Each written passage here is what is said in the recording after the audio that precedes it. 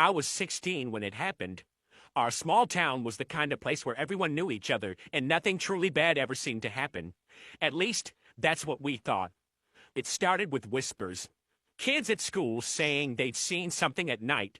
A man in a clown costume standing at the edge of the woods, just staring. At first, I laughed it off. Urban legends always found their way into sleepy towns like ours. But the laughter stopped when Derek, my best friend since childhood, swore he'd seen it too. It was past midnight. Derek said one morning, pale and serious, I was walking home, and he was just standing there.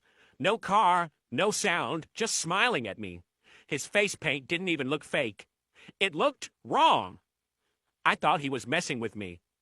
But Derek didn't joke like that. And then, the same week, another kid went missing.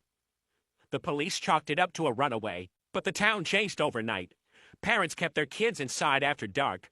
Streetlights that once felt comforting now cast shadows that seemed too deep, too alive. One night, Derek dared me to come over. His parents were out of town, and he didn't want to be alone.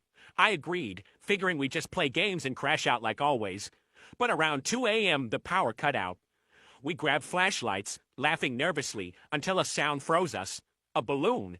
It scraped along the outside wall of Derek's house, squeaking as the rubber dragged against the siding. We both turned toward the window. A red balloon floated slowly past, and just behind it, a figure. White painted face, jagged, messy smile, eyes locked on us through the glass. The clown didn't move, didn't wave, didn't speak.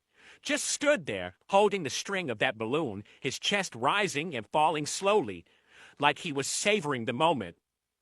Derek yanked the curtain shut. What the hell was that? We didn't sleep that night. The next day, we told the police.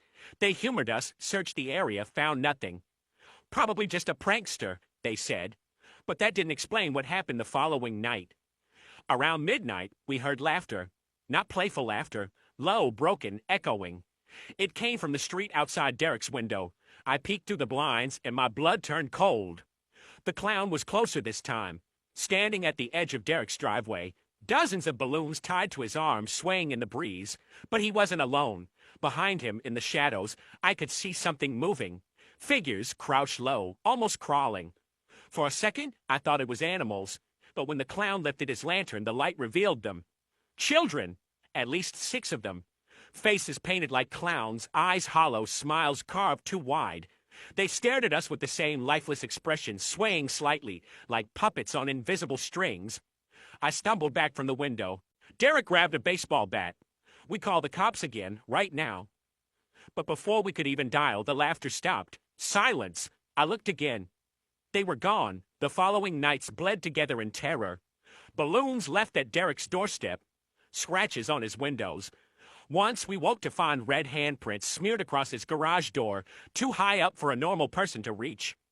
I begged Derek to stay at my place instead, but he refused. If we leave, they'll just follow us. It's like they know. And then came the night we made the mistake of our lives. We heard it again. The laughter, the balloons against glass. But this time, it wasn't outside. It was in the basement. The sound of a balloon squeaking against concrete, bouncing slowly, deliberately. Derek looked at me, and I knew he heard it too.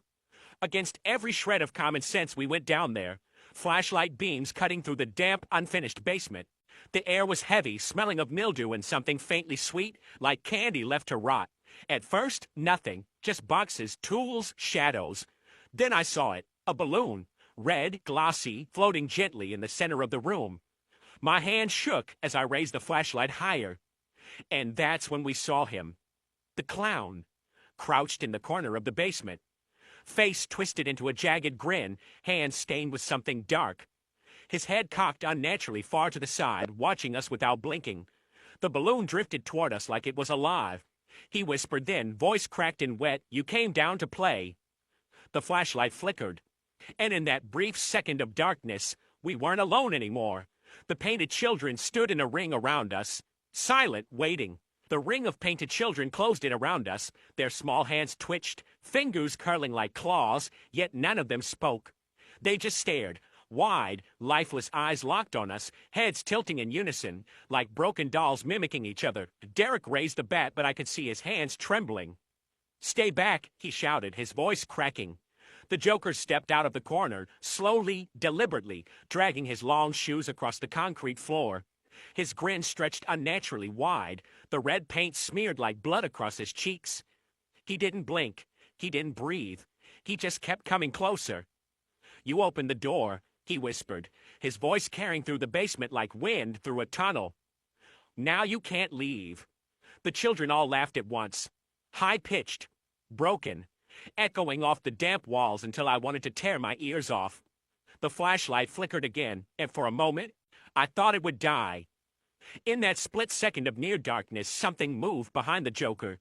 A shadow too large to belong to him, stretching across the wall with grotesque, twisting limbs. When the light steadied, the shadow vanished. The Joker raised a single balloon, bright red, and let it go. It didn't float upward. It drifted sideways, defying gravity, until it brushed against my arm. The rubber squeaked against my skin, and the children giggled louder. I couldn't breathe. My chest locked tight. Derek grabbed my wrist. "We're running."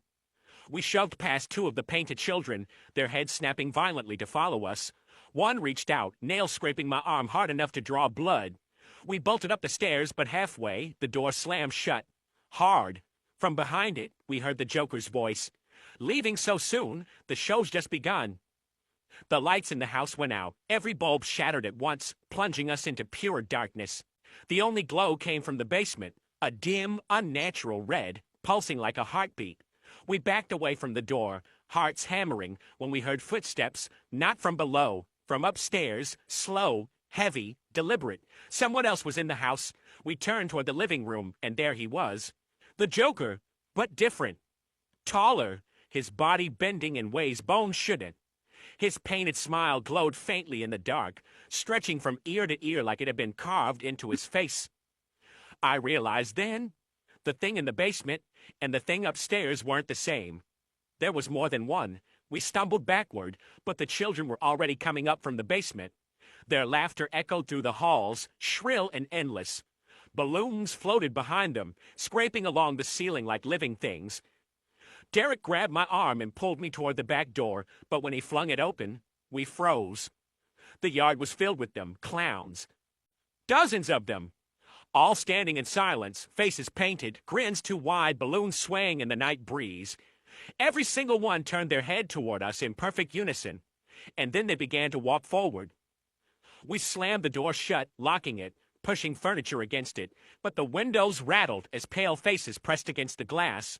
Red noses, painted eyes, all staring in. I could hear the Joker's voice behind us, everywhere at once, whispering in my ear, "You're part of the circus now." The walls groaned, the ceiling cracked. I swear I saw painted hands reaching out from the wallpaper itself, clawing, trying to pull us in. Derek screamed, swinging the bat wildly, smashing at shadows that seemed to move on their own. I grabbed his hand, desperate, dragging him toward the only place left, the attic. We climbed the stairs, two at a time, the sound of balloons and laughter chasing us upward. I slammed the attic door shut and held it, listening to dozens of small hands pounding from the other side. And then, for a moment, I thought it was over. The attic was dark, dust thick in the air, but when my flashlight swept across the space, I froze. Balloons. Hundreds of them. All tied to the beams, floating silently in the stale air. In the center of the attic sat a single wooden chair. And on that chair, a mask, a clown mask, old and cracked, streaked with something brown and dry. Derek picked it up with shaking hands. "What is this?" That's when we heard it, right behind us. "Put it on." The Joker was there, his grin inches from Derek's ear, his eyes burning in the dark. I screamed, pulling Derek away, but the mask slipped from his hands, and the balloons began to pop, one by one, each explosion deafening, each burst spraying dust and paint across the room. The laughter returned, louder than ever, filling the attic, shaking the beams, until I couldn't tell if it was outside or inside my own skull. I don't remember how we got out. I just remember running through the house, out the front door, down the empty street, never looking back. The next morning, the house stood quiet, still. No balloons, no painted children, no sign of the Joker. But Derek wasn't the same. He wouldn't speak, wouldn't eat. He just sat there, staring at nothing, lips curling into a smile that wasn't his own. And sometimes, late at night, when I'm alone, I hear him laughing. Not Derek, the Joker. And I know he's still out there waiting for me.